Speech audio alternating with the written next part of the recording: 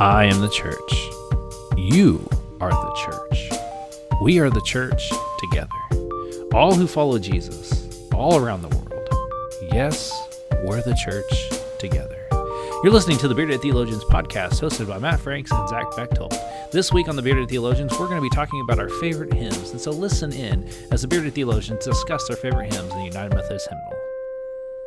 This week on the Bearded Theologians podcast, we're going to be talking about the United Methodist Hymnal and the songs that we like to sing. We know that we couldn't go, like Zach and I were trying to put together a list, and the list just kept growing and growing and growing. And so we just kind of picked four random ones. These aren't necessarily like our top four, but there are four random songs that speak to us and speak to our souls. So Zach, as you think about the United Methodist Hymnal and the hymns that speak life to you, which ones come to mind first? So like Matt said, there's a bunch, and gosh, they just the hymns that have touched me through my journey. You know, you can't talk about this and not talk about the hymn "He Touched Me." It's such a great hymn that I can't sing in church with a straight face.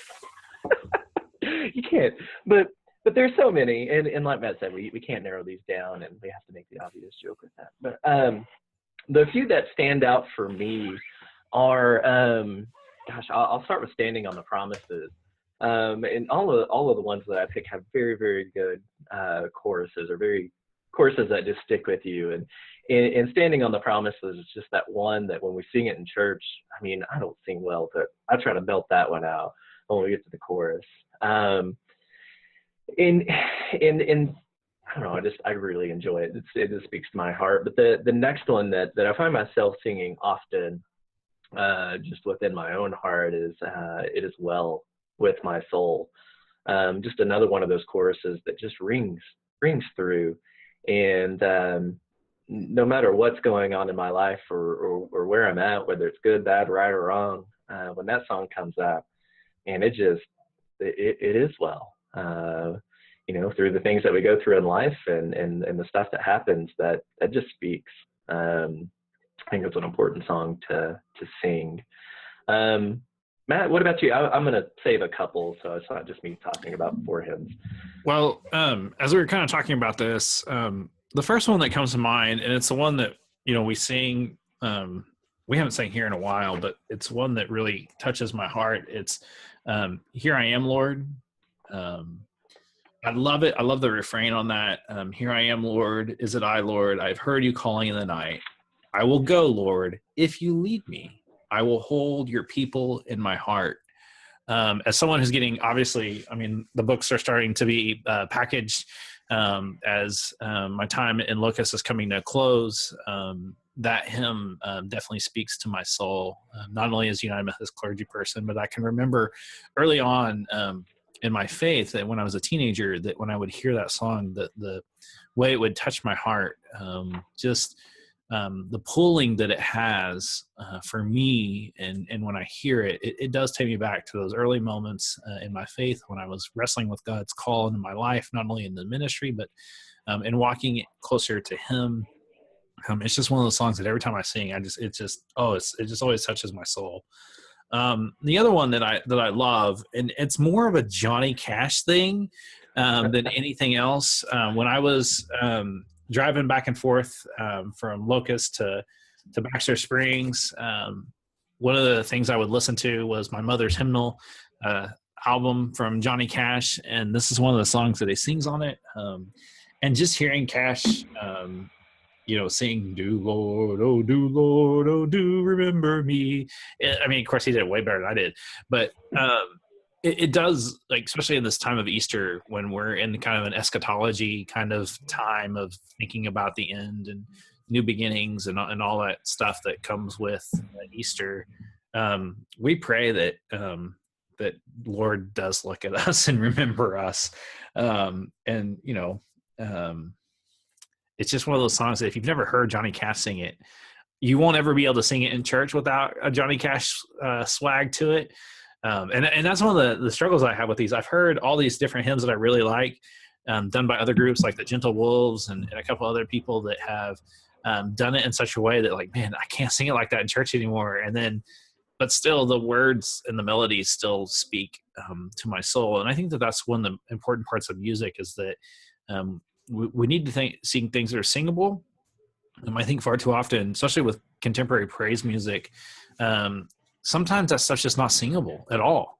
And it makes great performance art, but not in a sense of communal singing, which is what you should be doing in worship, is communal singing, and not, it's great to have solos. And I think solos, when someone shares their gift of music, that's great. But really worship in its pure form is really communal singing. And it's one of the things that I really love about worship, is that when we sing these songs, they can all touch different people at different times. And I know, like in my congregation now, I've stretched them in their hymn knowledge. We don't sing the same thing every so often. We really do break it up a little bit, because I want things that speak, but I also want things that sing, and I don't want to sing things that people don't get. Well, and maybe that's where we should have started, because I've stressed that point for a long, long time, because I can't stand the assumption of people of, well, if we just play contemporary music, the millennials will come. The millennials aren't looking for contemporary music. News flash, podcast listeners. Hopefully this isn't something new for you.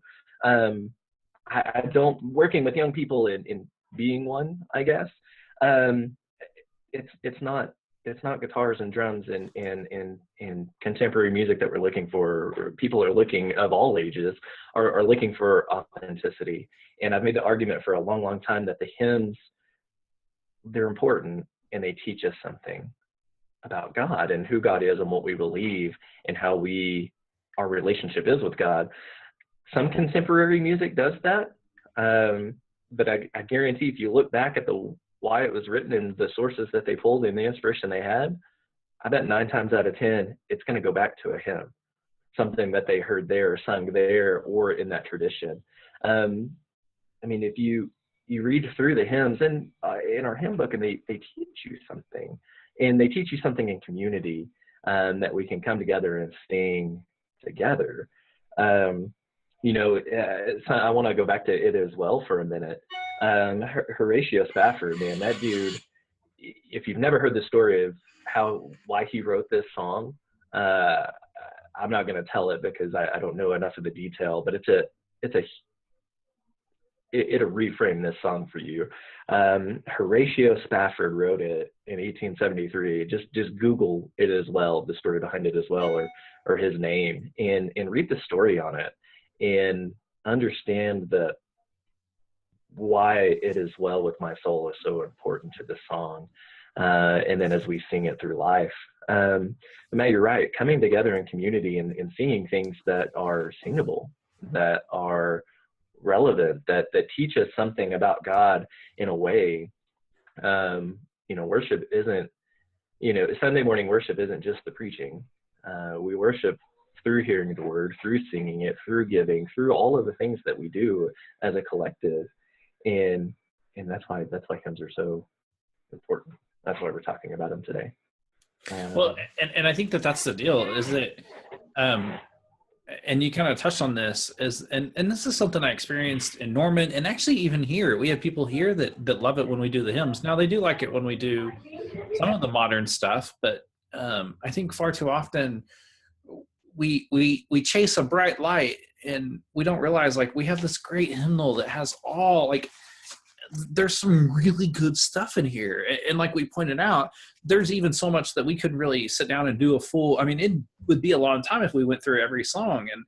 And I think that when we listen to, songs like Fill My Cup, Lord, that's the stuff that, like, if my daughter can pick it up and sing it as part of her faith, then we're doing our job. Like, I know that's one of the hymns that every so often when we sing, she'll kind of repeat it, and I really think that that's when we can engage faith in that way, it puts us in a place where we remember those moments in our lives. Just like both of us have pointed out, that there are some songs that when we sing, bring back certain moments into our faith, and it helps us kind of either be energized or it puts us in a good place. And the one of the other ones that really speaks to me is He lives. Because He lives, I can face tomorrow. Because He lives, all fear is gone. And for me, that's one of those things that, like, there have been times, and even more recently, where I've needed to hear that. And sometimes that's what music does. And that's why I would hope and pray that if you're a person that is in charge of worship in whatever form, that you make part of your worship is that it all has to connect. And you can't sing, nothing but the blood of Jesus, but yet you're not going to talk about resurrection or anything. Right. Right. And I think that as we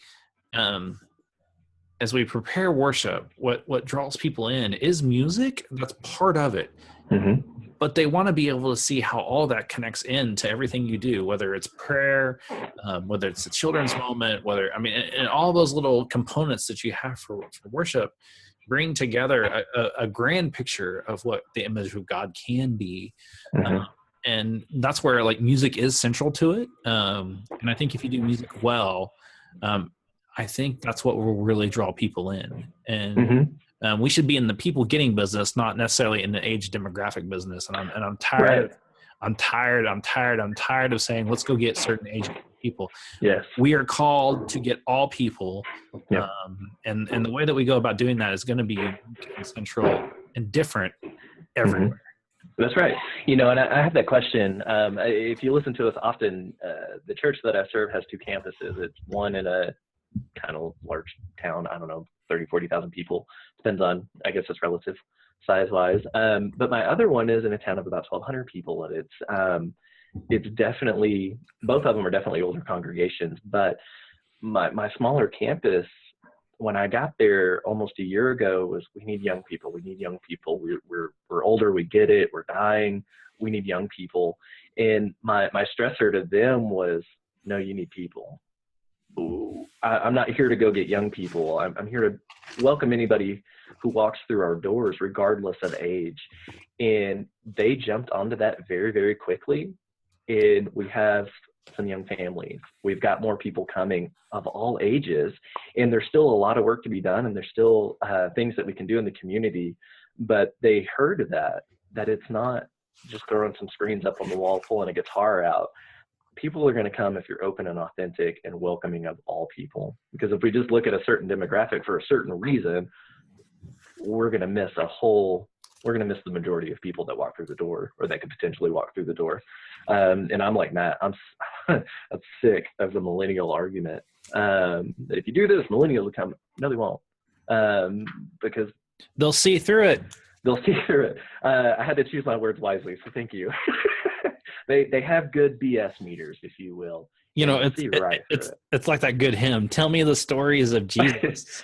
Oh my gosh, I love that. If we do it right, if we do it right, and we don't have to be flashy and bangy and all that stuff. Like, telling the story of Jesus is literally singing, Jesus loves me. Right. For the Bible tells me so.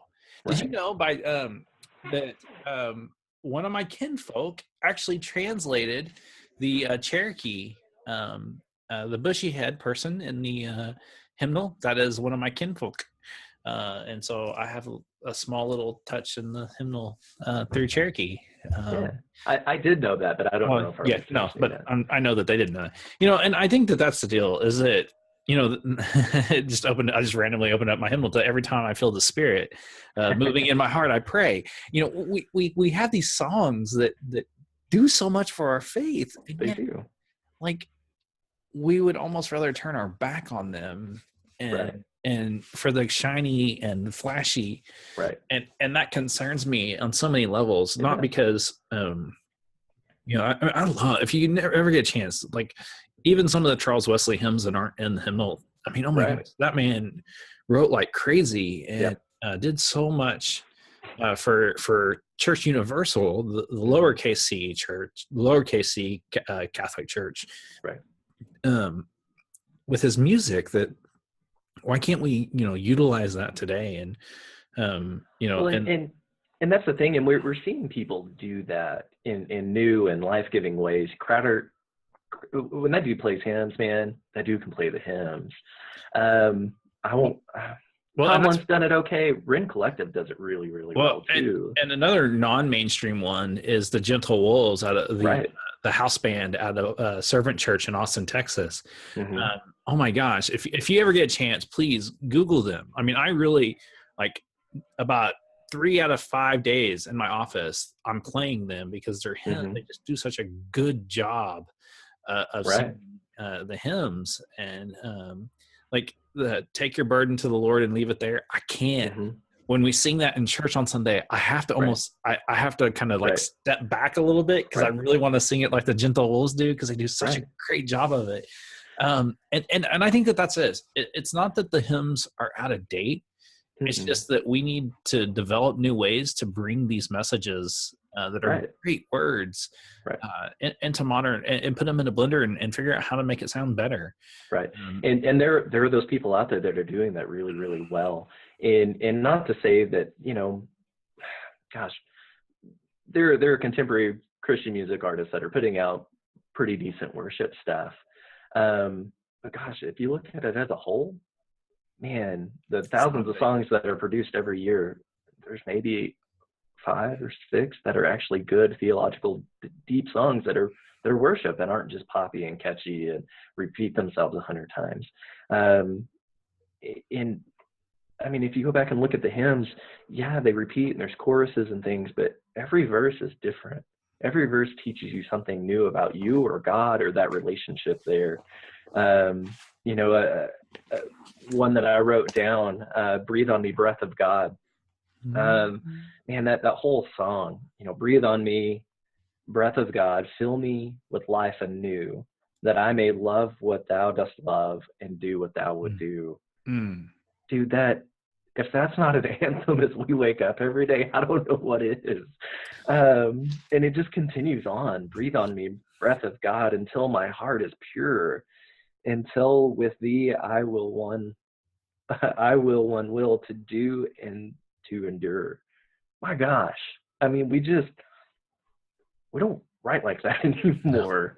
Well, but that's so important. Though I may speak with bravest fire and have the gift to all inspire and have not love, my words are vain, as sounding brass and hopeless gain. Come, Spirit, come, our hearts control, our spirits long to be made whole. Let inward love guide every deed. By this we worship and are freed. Oh my gosh! Just like,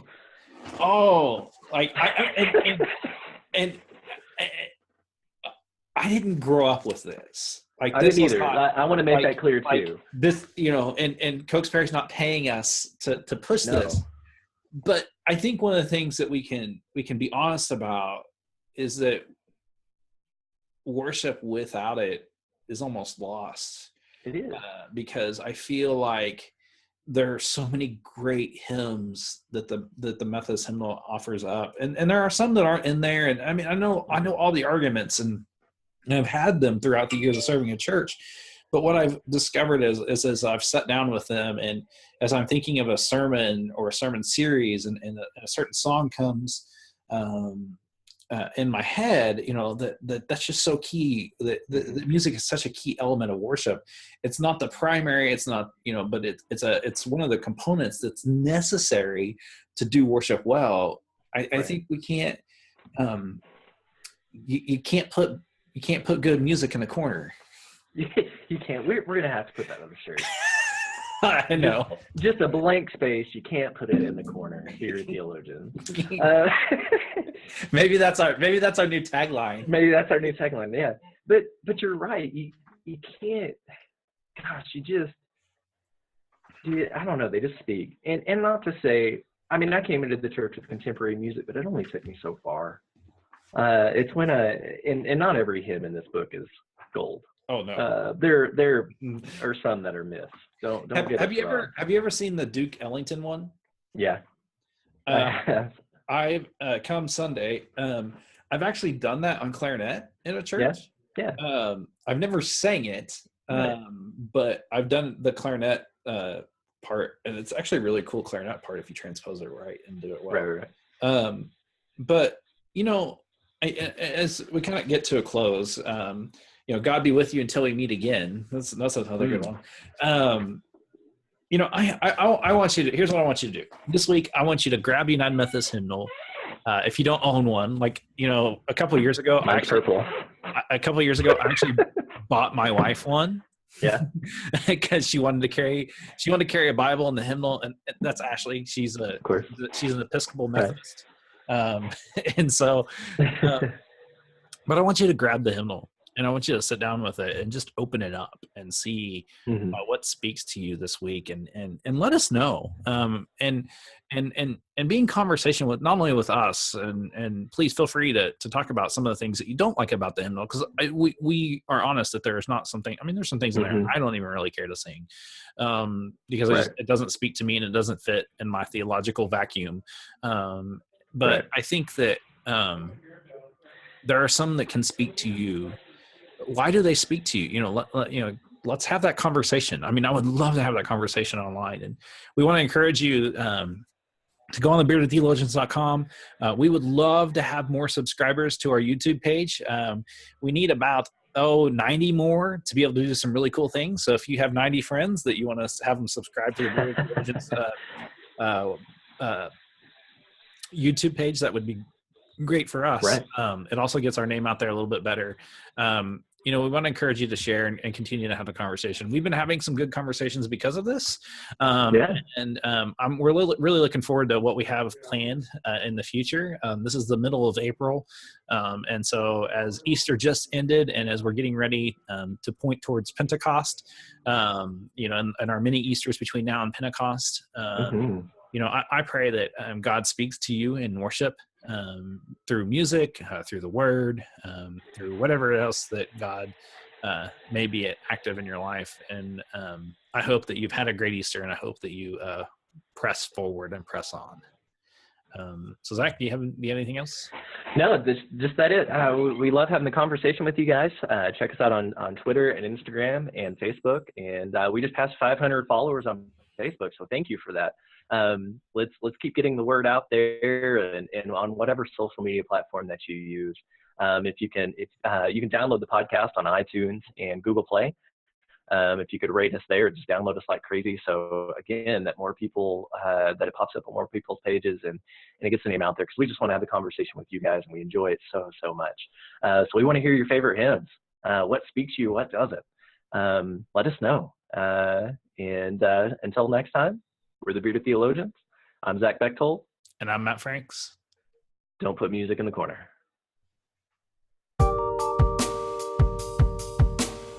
Thank you for listening to the Bearded Theologians podcast. We hope you've enjoyed listening, and we hope that you share our content online through Facebook and social media. And we hope that you check out our Beardcast store at beardedtheologians.com and pick up some great Bearded Theologians gear. We hope you have a good day.